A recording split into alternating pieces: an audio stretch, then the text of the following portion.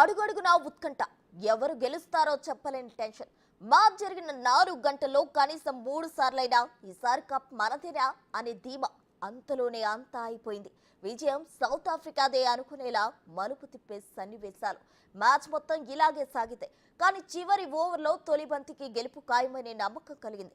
అప్పుడు టీవీ ముందు కూర్చున్న వారంతా మొదటి బాల్లో జరిగిన డ్రామాను వీడియోలు తీశారు, స్టేటస్లు పెట్టారు. దాదాపు విజయం మనదే అనే నమ్మకం కలిగింది. బిగ్ టీవీ స్క్రీన్ పై కనిపిస్తున్న సన్నివేశమే మ్యాచ్ చివరి మలుపు. అంతవరకు ఉన్న ఉత్కంఠను మరిపించి భారత్ ను గెలుపు తీరాలకు చేర్చింది ఆ ఒక్క ball. Suryakumar Yadav stunning field తో టీమిండియా విజయానికి బాటలు వేశాడు. సౌత్ ఆఫ్రికా విజయానికి 6 బంతుల్లో 15 పరుగులు అవసరమవ్వగా తొలి బంతిని డేవిడ్ మిల్లర్ లాంగ్ ఆఫ్ దిశగా భారీ షాట్ ఆడారు.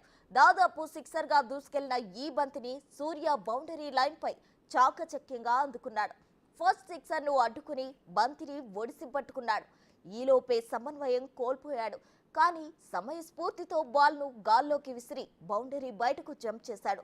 మళ్లీ వెంటనే తేరుకొని బాల్ గాల్లో ఉండగానే బౌండరీలోకి వచ్చి బంతిని అందుకున్నాడు. అంతే, ఆ ఒక్క క్యాచ్ మ్యాచ్ ను మలుపు తిప్పింది. 17 ఏళ్ల భారత్ కల నెరవేర్చింది.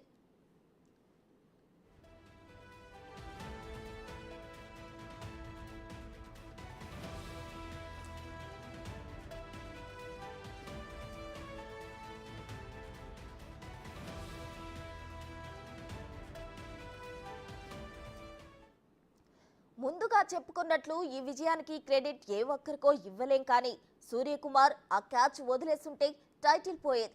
ఎందుకంటే అప్పుడు సౌత్ ఆఫ్రికా ఖాతాలో 6 పడి ఉండేది. అందుకే సూర్యకుమార్ యాదవ్ బౌండరీ దగ్గర వదలకుండా పట్టుకున్నది ఓ బంతిని కాదు, టీమిండియా అందుకున్న కప్ ని.